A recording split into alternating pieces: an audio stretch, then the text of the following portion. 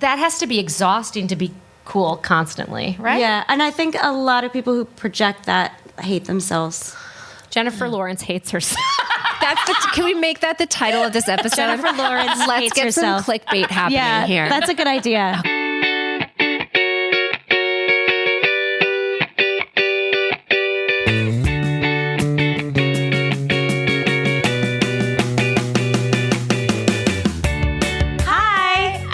Gregory. And I'm Rebecca Johnson, and we are Non-Drinking Buddies. And this is a podcast where we interview teetotaling guests and talk to them about how they find the fun in a booze-free life.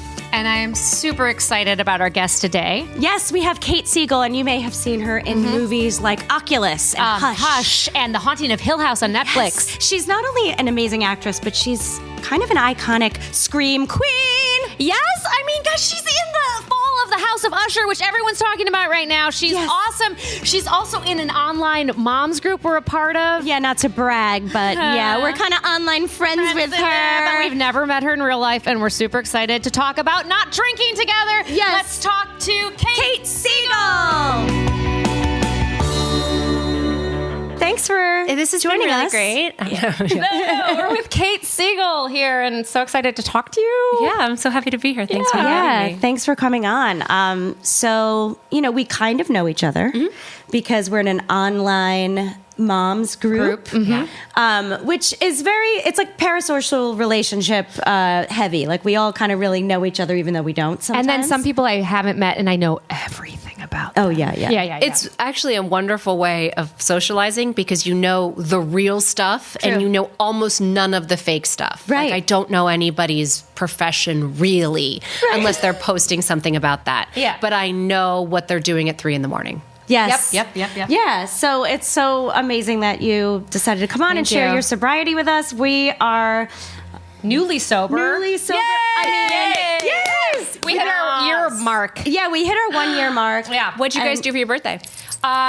Well, that was around the time of Rebecca's dance party. We did like a day sober dance party. And Yes. My ticket got lost in the Yeah, your ticket got oh God. Yeah. I didn't mail them. With just the two of us. That's why, because I only received tickets via mail. Stamps are pricey these days. They really are. She has no forever stamps. Yeah, we had, so for my birthday this year, my actual birthday, and then it coincided with our drinking birthday, I had a daytime dance party here. That's awesome. And that was great because I love dancing and I love parties, or I used to love parties. Yeah. And now I was like, oh, if I do it in the afternoon, then we're just dancing. And if some people are drinking, that's fine. But I won't mind not That's drinking. amazing. Yeah. And we danced our buns off. It was really fun. This is really, really fun. Yeah. Sounds like a And blast. we're still navigating the how to find fun socializing without booze because we were both very reliant. We would hang out. We'd always have a drink. Yeah. At her pool or go to a bar. Yeah. Yeah. So I'm interested in how long you've not been drinking and what led to that. So I just passed 3 years. Yay! And I was surrounded by sober people for a while before I got sober. My husband got sober before me, and 2 of our closest friends were sober. And it was sort of in my life zeitgeist for a second. And then I was shooting a TV show that was about drinking and sobriety. And pandemic, I think, a lot of people, tipped me over into problem drinking. Yeah. No. It was just the pandemic's fault. It was a crazy pandemic. Not internal. It would have been just fine. I could moderate it. Yeah. No, I guess it became unmanageable. My life became unmanageable. And I had a pretty soft bottom. I didn't get a DUI. I didn't kill somebody. I didn't, Good. suck dick for crack under a bridge, which, I did. Nope, she didn't. I didn't. But if you did, more power to you, because that's a fucking journey. It's a nice way or to get bridge crack. Shame or crack shame? Crack shame. Anyway, Or under shame. Yeah. So there we go. don't under shame. That's very funny. No, so I just my life became unmanageable, and I decided to get sober, and I had a lot of support that way. And then almost immediately after, I did a movie where there was a couple who was directing, and one of them was baby sober, and then my co-star was like adult sober, had like 20 years. And so that gave me my first 6 months just surrounded by people who were there to help. That's amazing. And that is just a blessing from whatever higher powers. Yeah, that's incredible. It's like the universe bringing these people into your life almost. Yeah, to like, but like support you. I had a lot of what you guys are talking about, where it was like my social life, it wasn't always getting smashed, but it was always drinking inclusive. Right? Oh, yeah. Like, oh, let's have a glass of wine. Yes. Or like, oh, like this, or oh, like that. And I was just like, how am I going to live? Right. And what is that about, like, mom culture too? Like, I think maybe we're sold that as it's like capitalism or something, because I just feel like my drinking went way up after having kids. Absolutely, because you're having a play date, especially in those early years, and someone hands you a glass of wine, and then all of a sudden you have like a little glimpse of what you used to be like. Right. Oh, yeah. You giggle and you can connect with another human, and like the problems seem less immediate. I mean, I understand it. It's just, it's not real. No, it's not. No, I mean, I thought it was so interesting when I read the book, This Naked Mind, and in the book they talked about how the advertising executives that used to work for cigarettes left and worked for alcohol. And so when you think about all of the marketing that goes into creating the image of drinking as cure-all for everything, for sadness, anger, joy, everything, and wine mom culture, that's created, and I agree. But it also, like, you know, there's such an identity shift when you become a parent, and no support for that identity shift. Like, exactly. All of you're in this new sorority, and everyone's like, "Who the fuck are we?" I know, and you're nobody like knows, just going crazy, and you're bleeding, your hair's falling out. Wait, how long were you bleeding? I'm still bleeding every month. She's a scream queen. That's why she's a scream queen. She's that's constantly bleeding. Wow, yeah. That's cool. That was the way it worked. Yes. Yeah. I was like, "Hello, casting. I'm constantly bleeding," and they're like, "You're in." That was it. Smooth sailing. I think there's also, in what you were saying, in the way that any advertising is fake, nobody points out that the myth of what it's like to drink in a movie or in an advertisement is also fake. Yes. Right. Like this idea that everyone's like sitting at a table laughing with a glass of champagne, or like we're doing shots and like everyone's having a great time, or everyone's playing poker with a beer, when in reality all of those nights end up with screaming and fighting and crying, and next day you have like guilt. And if you manage to look into one of those perfect drinking nights, it's like 1 out of 30. Right. That's And right. so we talk about how advertising is fake for the female body, or how advertising is fake for skin and things like that. Nobody talks about how advertising is fake for drinking. Yeah, and I think also even articles where they talk about how drinking isn't good for you, like how like New York Times recently is really coming out saying that like no amount of alcohol is safe for you. Yeah. But then still there's other articles that are like, if you have a drinking problem, like the best thing to do is quit, but like if you still want to moderate, just have like less than what. And it's like, God, we can't just say like, hey, people, give it up. Yeah, it's just way better for your body and your life, and also like for motherhood. Like I feel I'm still not the most patient mom, but I do feel like I had that anxiety kind of situation made me more anxious in real life. Absolutely. And I would, you know, yell at my kids sometimes. Not like all the time, but I truly do not yell as much now that I don't drink, you know? And also you have this reality, which is that you start to realize that drinking affected every single part of your life. Like things you didn't even know it affected. Like days when you weren't drinking were affected by the day before when you were drinking. And so that means that not drinking makes every single part of your life better as well. Yes. And so all these things you didn't know, that you were like a little bit sleepier, a little bit less engaged, a little bit numbed out. It makes, again, I was just talking to my mom on the way in here about drinking, and she was like, do you ever think you'll go back? And I was like, no, because I don't think I gave something up. I think I got free from something. Yeah. And so I don't know if that's because of a soft bottom or like my sobriety being so supported by my social group, but I just don't see any reason to go back. And when the thoughts come in, and they do, like, oh, I wish I could have a dirty martini. I'm like, what a weird reaction. Because like, I don't. Right. I don't actually want a dirty martini. I want to feel comfortable in the situation I'm in. Or I want something like cool and refreshing with a little salt to it. Like, I'm like, go get some oysters. Or like some kind of just rest. You want to put like a cap on the day. Like I feel like a lot of A switch off. a switch off. Like I'm not going to be working anymore. I'm going to relax and try to be, let my brain go. And you can do that with water. You can do that with seltzer. You can do that with whatever. And also, like, sometimes you just have to mourn the fact that it won't be there anymore. Yeah. You won't have a drink at the end of the day. And in the scheme of things, like, okay, great. Yeah. Yeah. Yeah, I won't have a always drink at think the end of about the the day. mornings, because the mornings are, for me, where I feel so grateful that I gave up drinking, because I used to get hungover. I used to get hangovers constantly, and I used to have experiences where I'd be like, "Oh my God, I don't remember hanging out with my friends." Like I used to hang out. I used to hang out with my friends all the time. Now, as a mom, it's like barely get to socialize, go out and have dinner with friends and things like that. And then when I do, I can't remember it. Yeah, and it was really frustrating. And then missing opportunities or ruining work moments. Absolutely. By being I drank hungover. on set back in the day. Amen, same. Crazy. Yes. So bad. So bad. Yeah, it was like we were Mad Men or something. Like what? Like I know. But it's there. Like, It's it's there. not that it's not there. Yeah. Yeah. I had a question about what it was interesting what you were saying about like taking the choice off the table made it like kind of easier. Like you by having the soft bottom. And I think that is something that could be interesting to people who are listening, that you don't have to be this idea of an alcoholic to quit and have your life be better. Like infinitely better. Infinitely better. Almost immediately. So what are some of the ways that like it's been better?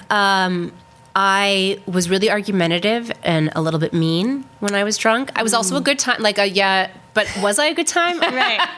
I don't know.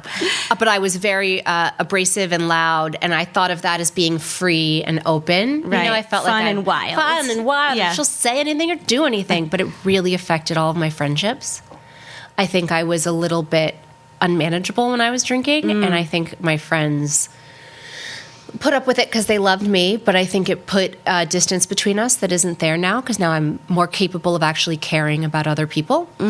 So Amazing. that was something that happened almost right away. I think a lot of people were proud that I came to the realization and was ready to become an adult. Yeah. I think drinking caused me to compartmentalize a lot of things, because you had to keep things that were for drinking and things that were not for drinking. And I really had to, you have to plan a whole night if you're going to drink. Like, who's going to drive you? Are you going to drive drunk? And what's going to be the outcome there? Can you get an Uber? Are you going to drive there telling yourself you're not going to drink? And then you're going to be like, well, I can do it. It's fine. And then you get in a fight with someone who wants to take your keys. There was a lot of unpredictability in my life around drinking. And that caused me to be anxious and a little bit aggressive. Yeah. And now not having that makes me like a more engaging professional, a more present person at events and things like that. I also, what else became sleep immediately better. Oh, yeah, 100%. Immediately better. And do not getting a good night's sleep changes everything. It's It is amazing. everything. Yeah, Yeah, I feel like it's also like if you have a hard day, let's say you have a very busy day and you don't get a lot of sleep. If you don't get with alcohol having been in your system, that day is impossible. Yeah. But even if for some reason your kid wakes up and they're sick and you have to take care of them, but if you haven't had anything to drink, you could still function. Yes. And then removing alcohol also on a normal night means you sleep through the night. Using the night. I know. And also, you don't have that moment before pee your a lot eyes still. actually open, and you're like, oh no, what did I did I say? do? Who do I have to text? Oh, and it starts to come back to Yeah. you. But when that doesn't happen ever to me now. Right, If I that's say great. something, it's because I meant it. Yeah. when I'm you're not mean, perfect. you're mean on purpose. I'm still all the things I was, except I'm present. And so I can say, hey, I think I was really scared at that event because I really was trying to connect with this producer because I wanted a job. So I may have not given you the attention you needed. And I'm sorry about that. This was me. I did this thing. Yeah. I can take responsibility for anything now because I've taken responsibility for the mistakes I made.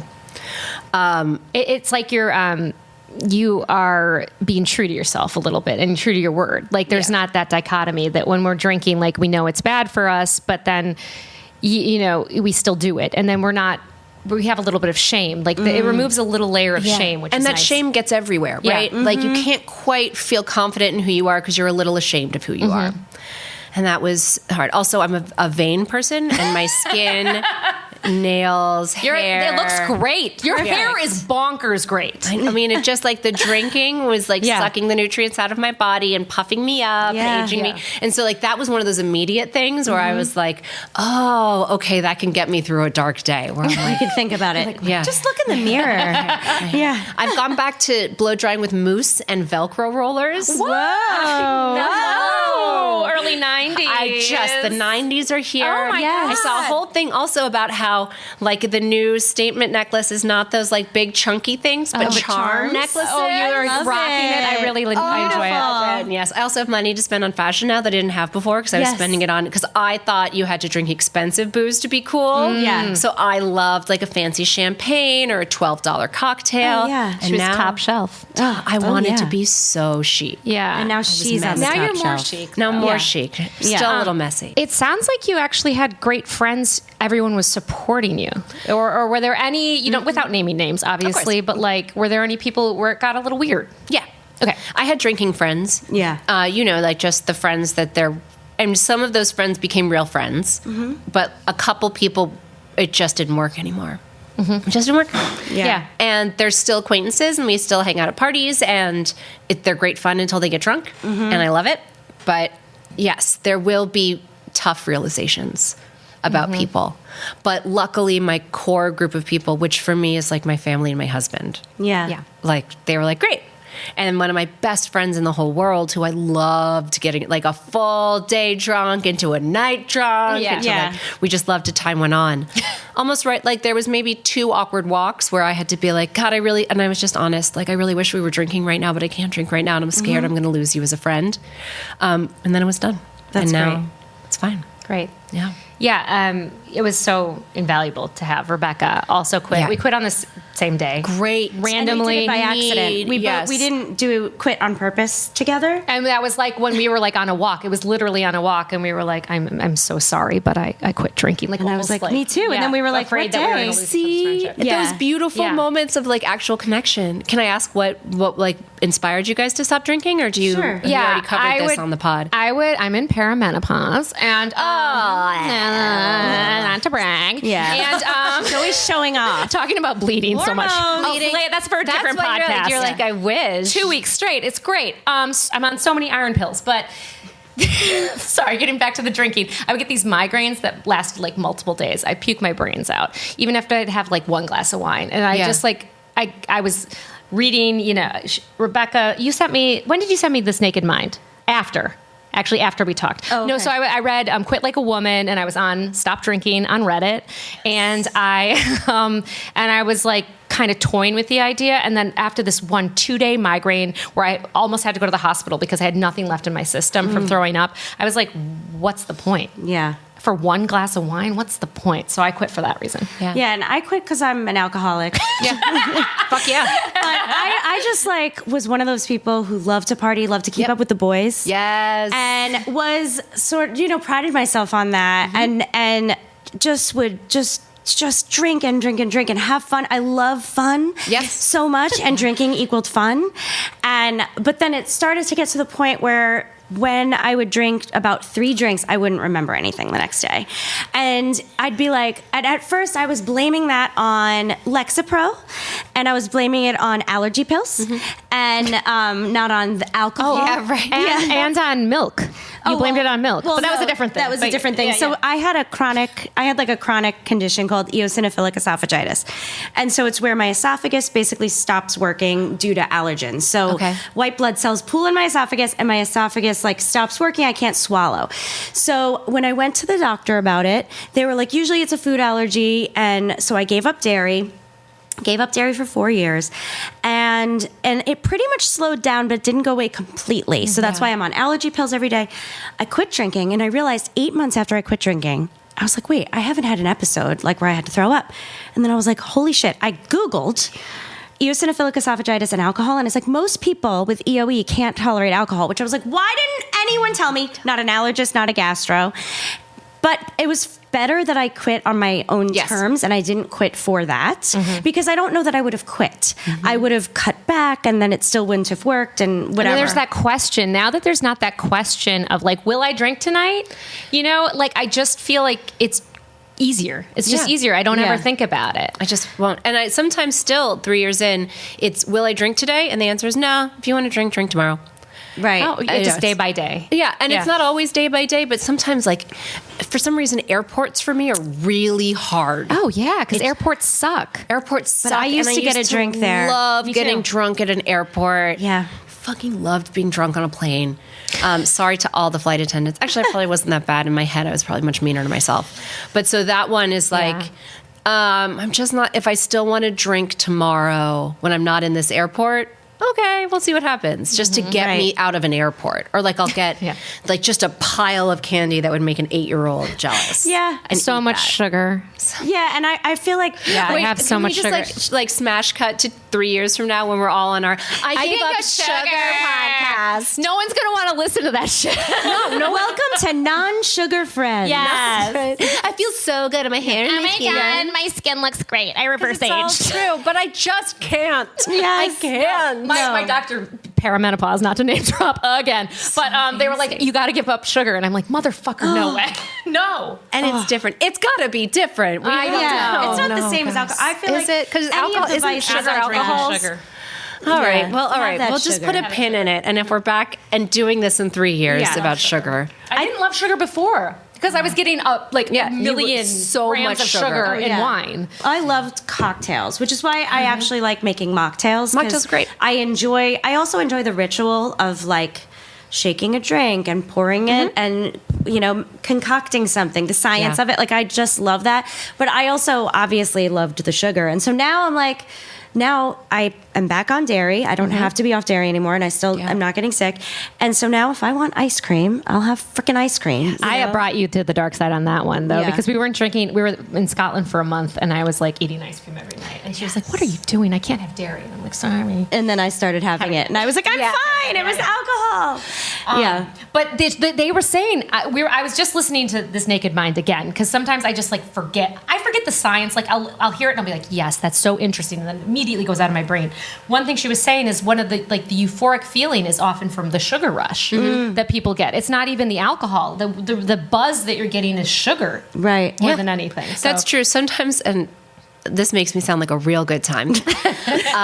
If I really want to go buck wild, guys, Yeah. I have a full sugar Coke. Oh, man. What an admission. I am The full sugar, not the corn crazy. syrup. Full sugar. Oh, yeah. And I'll drink the whole thing. The whole thing. I will do the same thing, and I'll feel like that. And it's so funny that I would have thought nothing of having 4 margaritas, Yes. 2 pina colada, whatever. I would have anything. Yeah. And a sugar Coke or You're like that's sugary, but you're like, how margarita has like 5 times as much Exactly. sugar. That's not a real thing, but It's a real thing now. Yeah, Fine. Yeah. Sure. It helps my head. Yeah, same with me though. I think, some of our listeners, I imagine, will not be totally sober. Yeah. And maybe doing dry January. Sure. And a lot of people... Congratulations, by the way. That's no small thing. Yeah, and I think that a lot of people start that way. A lot of people start with like a 30-day thing, and then they just like see how their body feels. Did you ever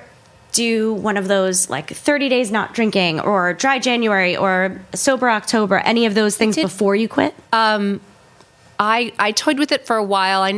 I always could like navigate myself out of it in my brain. Like I was one of, come at me in the comments. Both of my pregnancies, I occasionally had a beer or a glass too. of wine. I had a sip. Yep. And I was like, no, like I remember being out with somebody else in the pile. We were at, remember when pine cone was a thing? Yes. And that was like the best. I was like, I have to have a whole fucking beer or I'm going to die.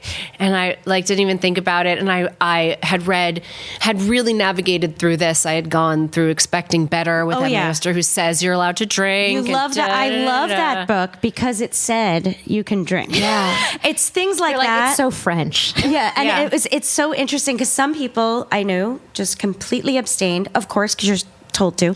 Yeah. And for me, I was like, oh, just a little bit here and there. Or you're like, oh, well, it doesn't really go to their brain till blah, blah, blah. All the justifications. We all make mistakes, and like I stand by it because I'm sure there are pregnant women out there beating themselves up about having a beer. And I want to say my children are happy and healthy. Same. Nothing terrible happened to them. There is some chance that something could have, but it didn't. But so the answer was no. Like I wanted to give up drinking, but for me, moderation drove me crazy because I was constantly negotiating. It's like if I'm allowing myself 2 drinks, but is a martini 1 drink or 2 drinks? And like a glass of wine, or if I get the half pour, I can have 4 glasses. Or just of wine. pouring a little extra, just a little extra. Like a splash. Mine was just like a glass of wine during COVID, like the quarantine that like went up and up and up. So it was like basically a bottle. Yes. And so I never really succeeded in that. And so that's why like the people who are doing a dry January or something like that, I'm very impressed by that. And then it also means like probably sobriety will come to them fairly easy.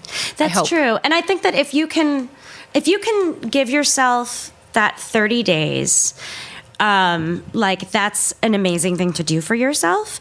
And if you can get through that, then you can sort of decide like, do I want to continue? I also think this. Because I never could give myself 30 days. I had to give myself my whole life or nothing. Same. All or nothing, baby. Yeah, and it's great. Yeah. What I will say is that if you are doing a dry January and you're kind of in the questioning stage of it, if you can manage it, and I know you can, go to an event where people are getting drunk and don't drink. Watch it happen.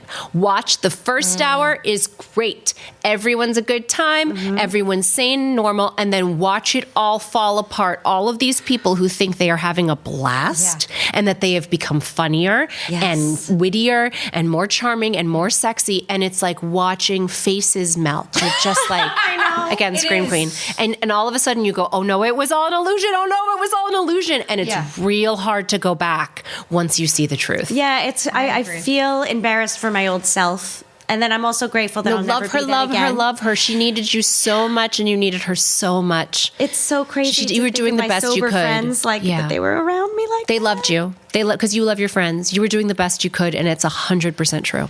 Yeah, you were. Yeah, and like honestly, we're both, all of us are loud enough. Like drinking makes you so loud. Oh my God. That's one of the things, like, is how much people shout. Even if it's not a noisy room, just the shouting is like, when you're sober, you're like, oh my God. Yeah. And then it makes it shouting all the time. Yeah. So we don't need it makes to be it so easy to turn down party events too. Cause then I always had that FOMO of like, well, what if I'm drinking and I don't get to go to the fun things anymore? And now I'm like, oh my God, thank God I do not have to go to that thing where everyone's going to be drinking. Cause I can see how it's going to go. Yeah. It won't be what it was. Well, how do you still have fun at events? Because I know you have to go to events. Yeah. Like, I mean, she's on the Fall of the House of Usher right now. And you probably had to go to events for that.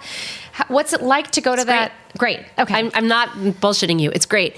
There are sober people at all those events. You will find them very quickly. Yeah. I went to an EW party recently, and what happened is what always happens is around 30 minutes, I started looking around, people were getting drunk, and bing, bang, boom, sober people, not getting drunk, getting eye contact with each other. Right. And like, if you are a vain person or like an ambitious person like me, some of those sober people are very famous. Yeah. And you get to meet new people that you didn't know before, and you have something immediately in common, which is you're the sober people at the party. Yeah. But Hollywood is full of them. Every event, every FYC, every premiere has a handful of sober people who will hang out, and you just don't see that. We didn't see them. I didn't see them because we were all fucking drunk. Waiting for the drink. I would always just go right in, and I'd be like so nervous. I would just look right at the bar, and try to get attention. And I also think conversations. So much of my conversation at those events was thinking about strategizing for the timing of my next drink. Yep. Rather than engaging with the conversation I was having, or trying to actually just be present and social and just enjoy the moment. And now I don't have to think about that anymore. And also for maybe some of our younger female listeners, not getting drunk at those events is a great idea. Yeah. And you won't be making mistakes. If you make a mistake, you're making it with your eyes open. Like if you go home with someone, you do it out of your own choice. Yeah. And there's just a level of safety and confidence that comes, I think, like from being 40 and looking back. Like I wish I could say to all the 20-year-old actresses at those events and actors, like, just don't drink. Drink at home. Drink after, drink before, but don't, but don't be drunk there. Just don't. It's a work event, basically. Yeah. And they never will. Like, they're all going to make mistakes like we did. Like, who didn't? But I think about that now and, like, the ways that I skirted danger. Like, mother, can I sleep with danger? What? Did you not see that? You've never seen this movie? She thought I was asking her to. No, I was like, wait, I'm not your mother. She's okay. It's a Lifetime movie called Mother, God, Can I Sleep with Danger? Oh, that's great. Wow. We can link it in the comments. Okay, yeah, Nice. That too. Now, do you have any fun habits that started something new and fun that you brought into your life since you quit I drinking? love mocktails. Yes. There's so many cool non-alcoholic options. There's this bottle shop called Soft Spirits in Silver Lake and Buisson, which is in the Valley, and one in Beverly Hills, where you can try all kinds of things like that. Neurotropics became really important to me, like L-theanine and GABA, which give me that sense of relaxation. I started playing tennis. Nice. Yeah, I got to wear a cute little skirt. And like, beep, beep, beep, beep, beep. Not even pickleball. That means you're running. Yeah, but you know what I've gotten?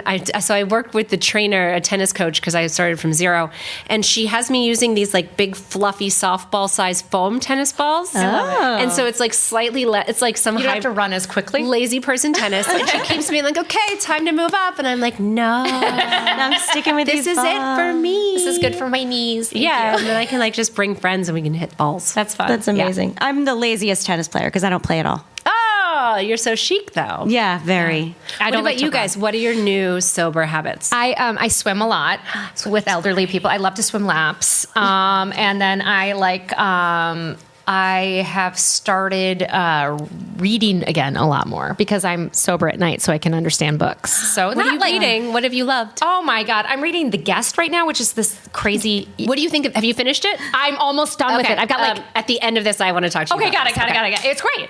It's fabulous. I love just like entering her psychology and like seeing. I gave that a kind of a terrible meandering review. You did on my Bookstagram. I was like, okay, interesting. But I'm anti Holden Caulfield and his story in general. And she's like the female Holden Caulfield. Yeah. And I felt like blue balls across every time I thought something was happening in that book, nothing was happening. Oh, I don't mind that. That's fine. Like, okay, truly. we're gonna fight now. We're gonna stop this and we're gonna fight. That's great. Book fight. That's going to Book make this go viral. Yeah. Like here's a fight with books in your hands. Yes. Yeah. I just said, anyways, and then I read a lot of trashy thrillers. I love trashy thrillers. Nice. Yeah. I've been working out more, doing Pilates, which is great. Like, I really like getting up in the morning and like sitting outside with my coffee, writing in my journal. And the fact that like I'm actually capable and able to do that, like seeing the sun in the morning and enjoying the wake up, I guess is a habit. And just getting into teas, like all different kinds of tea. Oh, that's really good. And I'm like, I can buy a fancy tea if I want. It's still, a box of tea is still costing less than a bottle of wine. You know, it's really fun if you do like a fancy tea, ice it, and then do it with some soda water. Yes. And you almost, because it's kind of bitter and like tannic, you can have a little bit of that like champagne-y vibe. Yes, Yeah, put it in a fancy glass. I'm making a mocktail for a segment right after this. Yes. And I made an oolong tea simple syrup that I'm going to put with seltzer. Do you have Julie Bainbridge's book? No. Good Drinks? No, I'll have to get that. No, I'm going to this I just made up myself. I gifted it to you. I love It's it. about like loving and gifting. so For me, sweet. it's always about but Yeah, it's great. sharing. She's fantastic. She was New York Times cooking person. Okay. Wrote it about. I don't know. Cool. But she wrote a whole recipe book about mocktails, and you can go deep. Oh, like I love she that. really tries some weird stuff. I love that. I do feel like more supported going out. Like the amount of just like NA beers, like NA mocktails, like it just, especially in Los Angeles where we all live, like it's very normal now, like to go out. Like, so I feel like less weird about going out. Yeah. When I we were in like Arizona and like New Mexico, there were no NA options. So it just hasn't, I don't think it's hit the rest of the country quite as much Not yet. as much. I love, there's an NA Guinness that I really like. Oh, yeah, that's There's an good. NA Corona I really like. I do too, with a little lime. Yes. Yeah. I also love a Michelada. Yeah. With Oh, yeah. a little non-alcoholic beer. Like there's so many good options. right. It makes me sad sometimes. This podcast is not doing it, but there is a pervasive feeling that sobriety is a giving up of something. And it's, I just like think it's such a blast. Like the people are great. The options for drinking are great. It's just a mindset shift. We're not, and I just wish I could just like shake everybody at once and control everything. Control everything. Not something to examine. Reasonable. Yeah, I'm just like a normal sober person. There's also kind of this pervasive thing within like sober culture that like even having an NA beer could be considered triggering for some. So I totally get that. So again, like we're talking about what works for us, and it might not vary. Yeah, it might be triggering, but for us, I think the ritual of like, and I'm from Milwaukee, like she's like fancy pants who like makes these delicious My pants are very Her fancy. fanciest pants. Her pants Did you are hear she's in pleated. perimenopause? Yeah. Oh yeah, no. But yeah, I like just beer, Milwaukee. Yeah.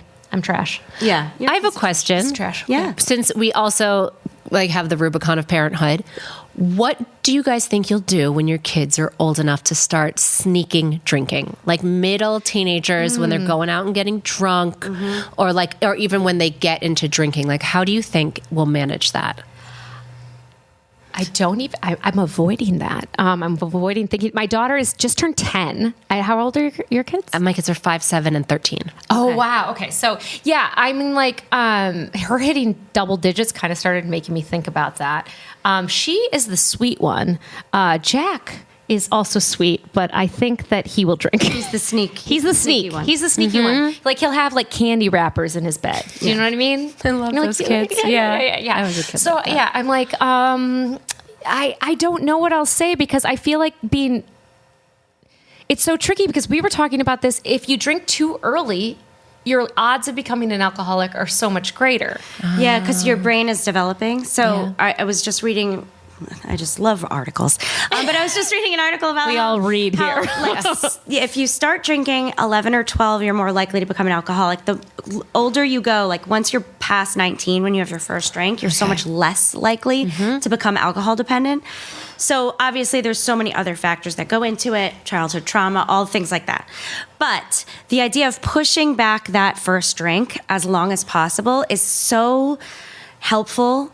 And I started drinking young. I also loved disobeying my parents and sneaking and being a liar but they're such squares. They're so sweet, my parents, but they're squares. So like they were so sort of regimented about their life that I was like, oh, they don't understand anything. I think I'm pretty open with my son, maybe to a fault, but he knows I quit drinking because it's addictive, because I had a problem.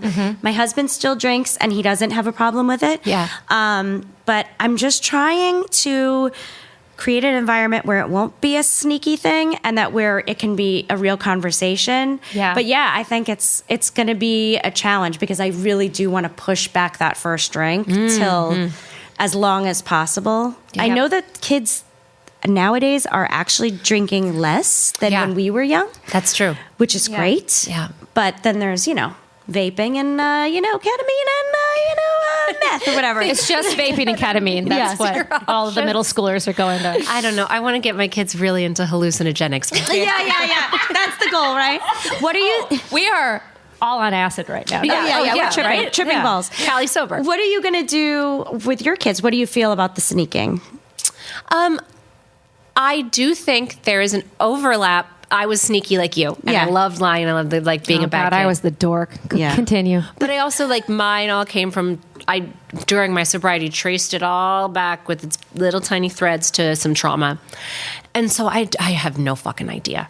I guess my whole thing about parenting is just parent the kid in front of you. Yeah. And so my 3 kids are all very different. And I think I'm just going to parent the kid in front of me. I'm lucky because my eldest is my stepson. So there are actually 3 parents involved there. Great. Which is really nice.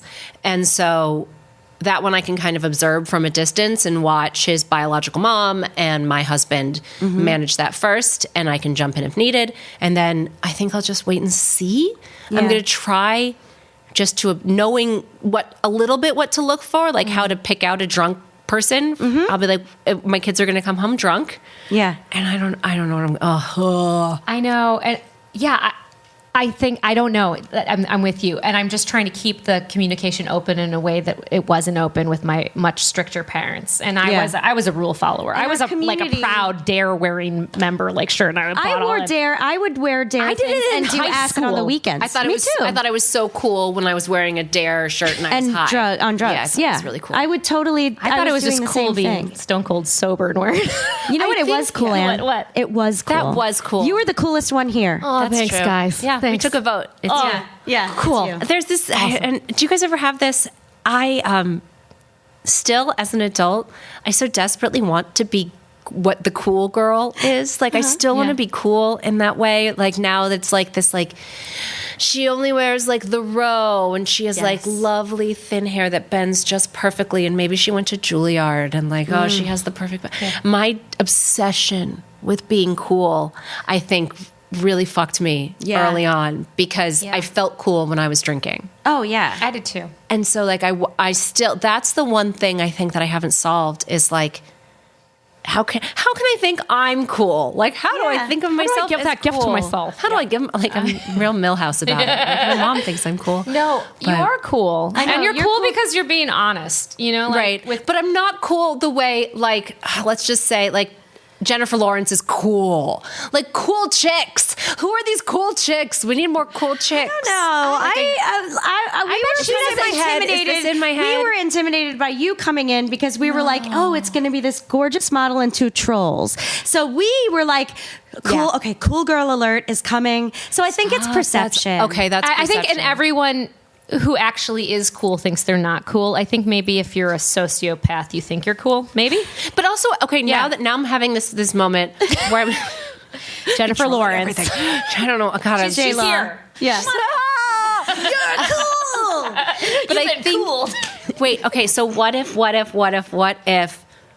coolness is a wall we put up between us and other people? So like my desire to be cool has to do with my desire not to be seen. Yes. And so like shut yourself I'm off. trying really hard to be cool. And so I successfully projected that to you guys, right? Yeah. And now you were intimidated and that makes it harder for me to like connect. And so maybe coolness was what I really want because my reason I wanted to drink is because I fucking hate human emotion and it makes it hard for me to, I don't want to feel them. That's why you're so probably good at You should see me like just like after I do a take, I'm just like, oh God, nobody look at me. It's so embarrassing. But like it's true. Maybe I'm setting up coolness as a thing where it's like I don't want to be vulnerable. I don't want to be perceived. I don't want to make like mistakes. And so maybe It's interesting with sobriety when you start examining all these different things. Yeah. And I think it makes you examine even more things. Once you like remove the alcohol, then you're like, wait, why did I start this in the first place? Or like all these different things about yourself that you like can examine and change or keep. Yeah. I think that's wonderful. I think, that's one of the gifts, right? It's kind of nice to see things for what they are. Yeah, and I think being authentic is more cool. I think that people who come off as like, they know the newest album. I don't know anything. I barely remember the book I'm literally reading that you hate. So then you're like, no, but those people like that has to be exhausting to be cool constantly, right? Yeah, and I think a lot of people who project that hate themselves. Jennifer Lawrence hates herself. Can we make that the title of this episode? Jennifer Lawrence Let's hates get herself. some clickbait happening here. That's a good idea. Okay, Let's great. do it. Yeah. Well, thank you so much. That was so fun. She's awesome. I know. And she's great. cool. She's really cool. And you guys were both talking about how you're cool and I'm not. And that's okay. That's cool. Wait, I don't remember saying that I'm cool. You said you wanted to be cool. I mean, you're definitely not cool. I mean, No, I'm a loser. she's a loser. Yeah. So be like us. One thing that she said that struck me is that as like moms, we like to drink at like around 5 o'clock. We don't anymore. But when we drank, we did around that time. And how it was kind of like bad for you self-care. Do you know what I mean? Like we weren't taking the time to actually do self-care work. It was just like glug, glug, glug, glug, glug. Yeah. It's like, do a downward dog instead. Yeah. Go take a Pilates class. Yeah, or do it in your living room. If the whole thing is not leaving your home. I think that the thing with alcohol is that it feels like it's a vacation in a glass. And so I think for me, replacing that now with something tasty, having it be a ritual, allowing myself to be treated, whether it's alcohol or not, I think helps me get through that little 6 p.m. grumpiness. That was a great segue. Yeah. To our next segment. Yeah. You're going to have a mocktail recipe for us. Yes. And it's so funny. The mocktail I had planned for this episode, she kind of like brought it up. Yeah. So she kind of read my mind. Psychic. Yeah. She's psychic. So I call this a sparkling tea bag. Ooh. Put the tea bag in your mouth. Yes, baby. Yeah. Okay, so I made, this may be a little labor intensive. It didn't actually take that much time though. I made an oolong simple syrup. Okay. So that's oolong tea and water and sugar? yeah, but really it's like the water. So I didn't add extra water beyond the tea. So I brewed some tea. Okay. And then I put equal parts sugar and oolong tea into a pan. Heated it up for a little while. Let it get to a little syrupy consistency. Yeah, and stir it so it doesn't get burnt, right? Yep. Okay. Yeah. And then took it off, put it in this little glass dish. So I'm Here's going the to... syrup right here. Let me just show you this. Oh, yeah. Beautiful color. On that one. Amber is the color of her energy, Yeah. as we can see. Amber. Again, as aforementioned, I'm not cool. Okay, so we are going to take... I think we should have, oh God, this is when I need reading glasses. This side is 0.75, so we're going to take 3/4 of an ounce and pour that very carefully, extremely carefully. Do it elegantly like that. And eleganza. Woo! Gorgeous. Okay, and then now here's the thing. We don't really need to shake this cocktail, but I'm going to pour a little bit of seltzer in there. But shaking's fun. Shaking is fun, and you need a little ice to shake because that's what As makes they say, chemistry. shake the baby. Shake, yes. That's what they As say. moms, they say shake the baby. Okay, then we're going to go here. Oh, hear that. Oh, yeah.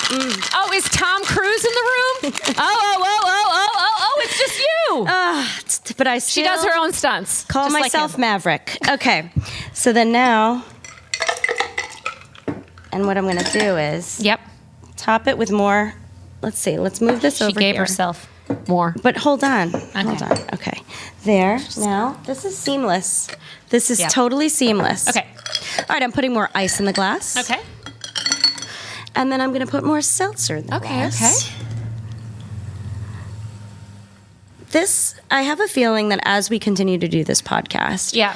this segment will get more and more sophisticated. I think so, because I feel more and more sophisticated just drinking your drinks. Because normally I just go for seltzer water or NA beers if I'm having a treat. I don't. You elevate it.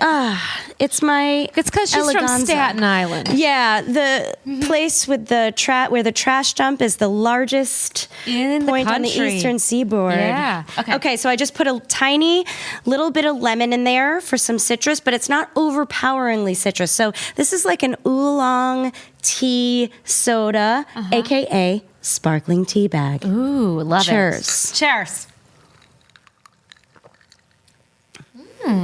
Nice. Ooh. Ooh, it's like a refreshing Arnold Palmer. Yes. Yes, it's putting Arnold. I can't say Arnold. Arnold. It's like putting Arnold Palmer's testicles Balls. in your mouth. Yes, his That's what it is. sparkling testicles.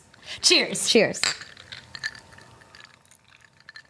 Yeah. So, make sure to subscribe and leave Rate reviews. us. Yeah.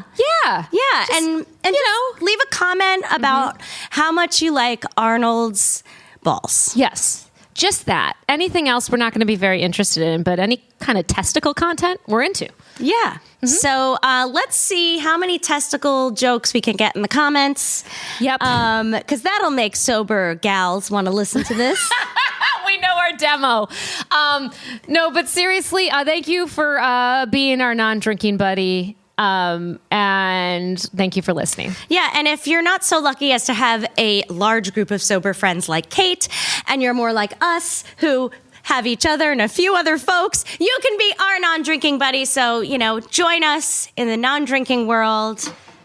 Put some testicles, some ball sacks in your mouth.